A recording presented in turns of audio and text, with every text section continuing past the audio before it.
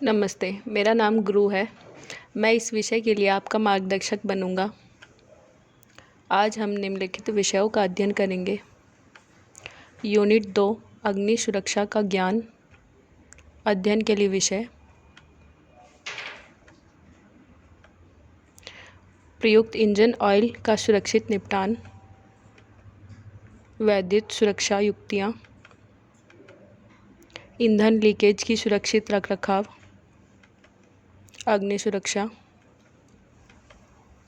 विषाक्त धूल का सुरक्षित निपटान, सुरक्षित रखरखाव और समय समय पर लिफ्टिंग उपकरण का परीक्षण। पहले विषय के साथ शुरू करते हैं। नंबर 1, प्रयुक्त इंजन ऑयल का सुरक्षित निपटान। उद्देश्य: ऑयल को पौधे, पशु, खनिज स्रोतों, पेट्रोलियम और सिंथेटिक्स से चिकना चिपचिपा पदार्थ के रूप में परिभाषित किया जाता है जो पानी में घुलनशील नहीं होते हैं और आमतौर पर ज्वलनशील होते हैं। जिन ऑयलों का इस्तेमाल किया गया है वे गंदगी, धातु के टुकड़े और पानी जैसे भौतिक या रासायनिक अशुद्धियों से दूषित हो सकते हैं। तूफान, नालियों या जलमार्ग में प्रवेश करने वाले तेल एक गंभीर पर्यावरणीय खतरा है। प्रयुक्त ऑयल ताज़े पानी को प्रदूषित कर सकता है। इस प्रक्रिया का उद्देश्य उपकरण के रखरखाव के संचालन, प्रक्रियाओं और किसी अन्य गतिविधियों से जहां ऑयल का उपयोग किया जाता है से उपयोग किए गए ऑयल को संभालने और निपटाने के लिए उचित संसाधनों का वर्णन करना है। सुरक्षित निपटान के लिए प्रक्रियाएं: दस्ताने पहनें क्योंकि ऑयल में रसायन और संदूषक होते हैं जो त्वचा के संपर्क के लिए अच्छे नहीं होते। उपयोग किए गए तेल को एक साफ प्लास्टिक या धातु के कंटेनर में अच्छी स्थिति और एक तंग ढक्कन के साथ रखें। यदि तेल गर्म है तो अन्य पदार्थों के साथ संपर्क से बचें क्योंकि मिश्रण से इग्निशन हो सकता है या प्राप्त कंटेनर को थर्मल शॉक के कारण फ्रैक्चर हो सकता है। किसी अन्य पदार्थ के साथ मिश्रण, ईंधन और उपयोग किए गए तेलों को मिश्रण करने की अनुमति न दें क्योंकि इससे अज्ञात और खतरनाक रासायनिक प्रक्रियाएं हो सकती हैं। इस्तेमाल किए गए तेलों को गैस सिलेंडर और गैसोलीन से दूर रखें। शीर्ष तक कंटेनर न भरें, लेकिन रिम के नीचे 1-2 इंच की जगह दें। कंटेनर को सामग्री और विभाग के साथ लेबल करें। अब हम वैद्युत सुरक्षा युक्तियों का अध्ययन करते हैं। वैद्युत सुरक्षा युक्तियाँ: ऐसे व्यक्ति को कैसे बचाया जाए जो एक जीवित तार के संपर्क में है। चरण 1, ऐसी सामग्री जो कि विद्युत की अवरोधी हो जैसे सूखी लकड़ी, रबड़ तथा प्लास्टिक पर खड़े होकर अथवा इसके अतिरिक्त किसी भी विद्युत अवरोधक के द्वारा अपना बचाव करते हुए विद्युत से संबंध को हटाने। इसके लिए या तो व्यक्ति को अथवा तार उपकरण को धकेलकर अथवा खींचकर अलग करना। चरण 2, प्रभावित व्यक्ति से सीधे संबंध से बचें। यदि रबड़ के दस्ताने उपलब्ध न हो तो अपने हाथों पर सूखा कपड़ा या कागज को लपेटकर, अगर आपने कोई विद्युत अवरोधक का प्रयोग नहीं किया हो तो घायल व्यक्ति को नंगे हाथों से न छूना चाहिए। अगर झटके का शिकार व्यक्ति ऊंची जगह पर काम कर रहा हो तो उपयुक्त उपाय करने हुए ऐसे गिराने से बचाने की कोशिश करनी चाहिए अथवा यह सुनिश्चित करना चाहिए कि वह सुरक्षित स्थान पर गिरे। चरण 3, यदि पीड़ित बेहोश है और सांस ले रहा है तो गर्दन, सीने और कमर के कपड़े को ढीला करें और उसे स्वस्थ होने की स्थिति में रखें। चरण 4, श्वास और नाड़ी चलने की दर पर निरंतर ध्यान रखें। पीड़ित को अधिक से अधिक सुरक्षित से रखें। आइए अब हम ईंधन लीकेज से सुरक्षित निपटाने का अध्ययन करें। नंबर 3, ईंधन फैलाव का सुरक्षित रखरखाव। डीजल ईंधन एक ज्वलनशील पदार्थ है अथवा इसके रिसाव का झलकवा कार्यक्षेत्र पर फिसलने अथवा आग लगने का खतरा रहता है। ईंधन का सुरक्षित रखरखाव। ईंधन का सही ढंग से रखरखाव न होने ईंधन छलकवा अथवा विस्फोट का कारण बनता है। अतः ईंधन का रखरखाव उचित तरीके से करना चाहिए। ईंधन का अधिक गर्म चलते हुए इंजन के निकट नहीं रखना चाहिए। ईंधन टैंक में गर्म होने पर उसमें ईंधन डालें, इससे आग लगने का खतरा होता है। ईंधन भरते समय धूम्रपान न करें। ईंधन की सुरक्षित रखरखाव। ईंधन टैंक में ईंधन भरते समय उसे गिराएं नहीं। ईंधन झलकाव को रोकने के लिए ईंधन भरते समय कुप्पी का प्रयोग करें। ईंधन झलकाव को रोकने के लिए हवा को ईंधन प्रणाली से बाहर निकालते समय ट्रे का प्रयोग करें। इंजन के पास ईंधन का रिसाव अथवा झलकवा दुर्घटना का कारण बन सकता है, इसलिए झलकाव होने के बाद उसे जल्दी से लीक और स्पिल्स दुर्घटना का कारण बन सकता है, इसलिए इसे जल्दी से जल्दी साफ करना चाहिए। स्थिर इंजन ईंधन टैंक को तपित ईंधन टैंक से दूर रखें। अब हम अग्नि सुरक्षा का अध्ययन करते हैं। अग्नि सुरक्षा। ज्वलनशील पदार्थ के जलने को आग कहते हैं। न चाहे गए स्थान पर तथा न चाहे गए मौके पर तथा अनियंत्रित मात्रा में आग के कारण संपत्ति तथा सामान को नष्ट कर सकती है। यह व्यक्तियों को हानि पहुंचा सकती है तथा कभी कभी इसके कारण जान भी जा सकती है। अतः आग से बचने के लिए सभी कोशिश करनी चाहिए। जब आग के लगने का पता चलता है तो उसे नियंत्रण करना तथा बुझाने की तुरंत उचित कार्रवाई करनी चाहिए।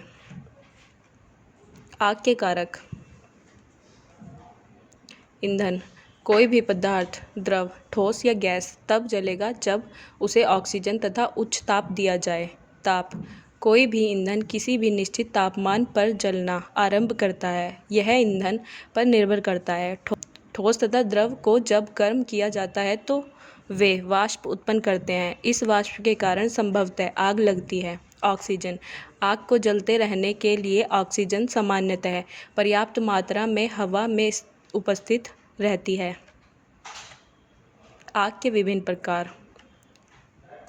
Class A fire, class B fire, class C fire, class D fire. अब हम विभिन्न प्रकार के अग्निशमक यंत्रों का अध्ययन करते हैं।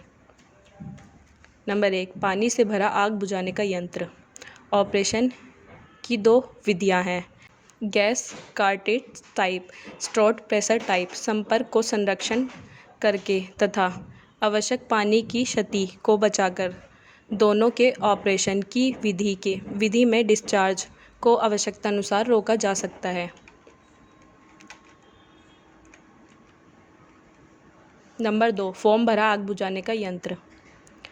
ये संग्रहित दाब तथा गैस कार्टेज पर प्रकार के हो सकते हैं। आग बुझाने वाले यंत्र का उपयोग करने में पूर्व सदेश उस पर दिए गए ऑपरेटिंग अनुदेशों को चेक कर लेना चाहिए। फोम अग्निशमक निम्नलिखित में से अति उपयुक्त होते हैं। ज्वलनशील रहित द्रव्य आग, रिंग लिक्विड फायर।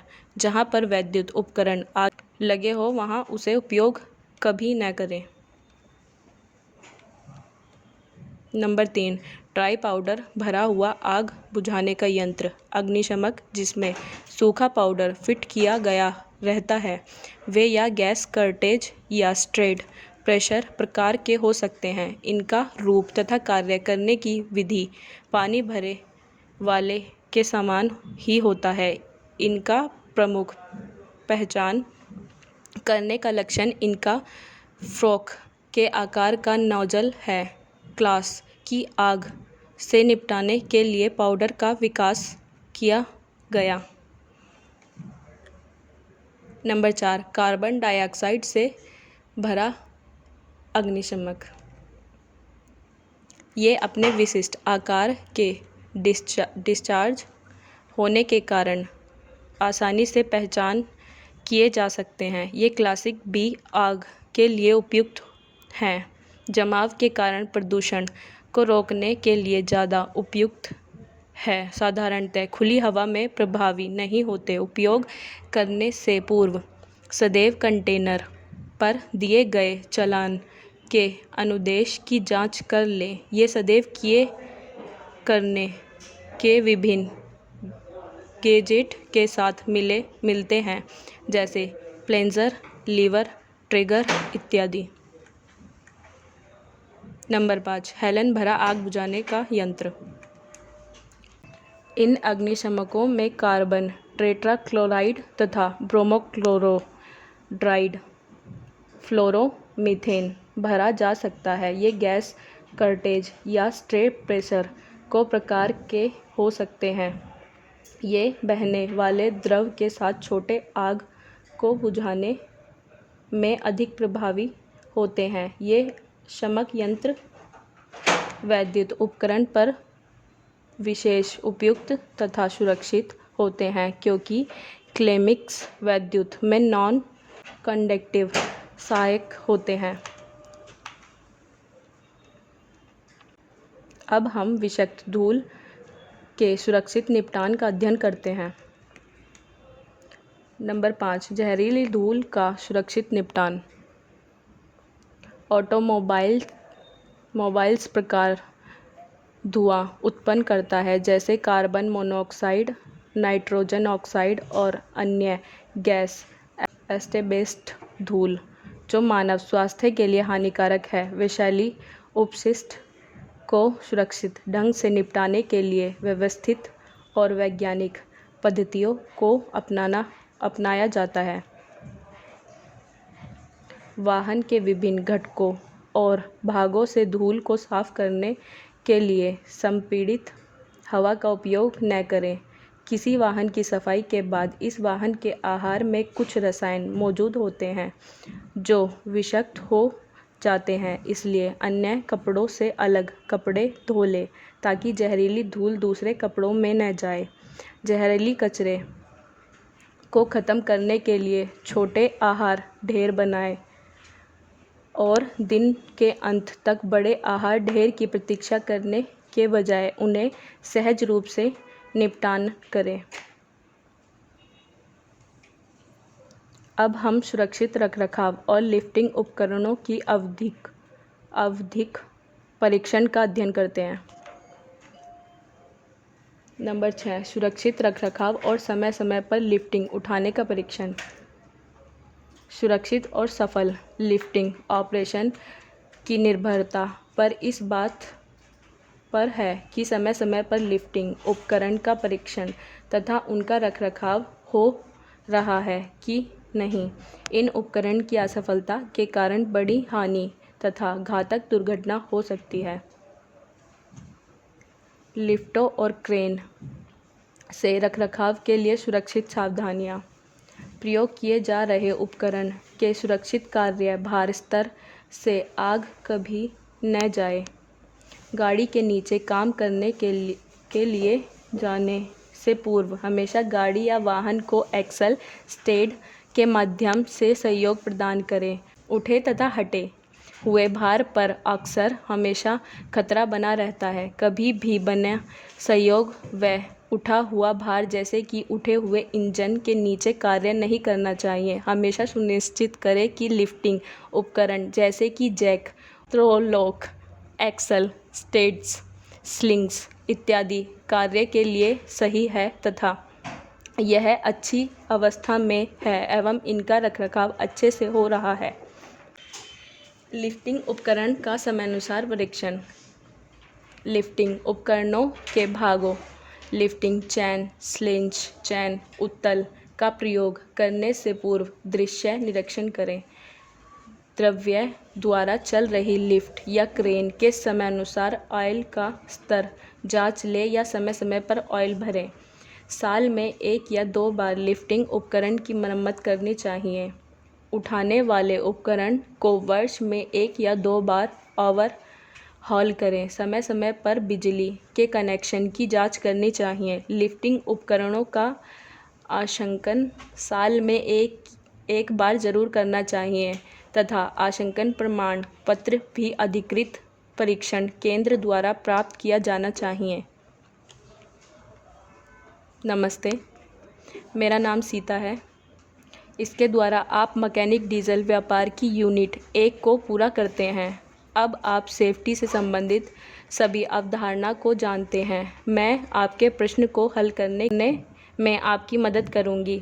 अपने प्रश्नों को प्रस्तुत करने के लिए कृपया नीचे दिए गए लिंक पर जाएं।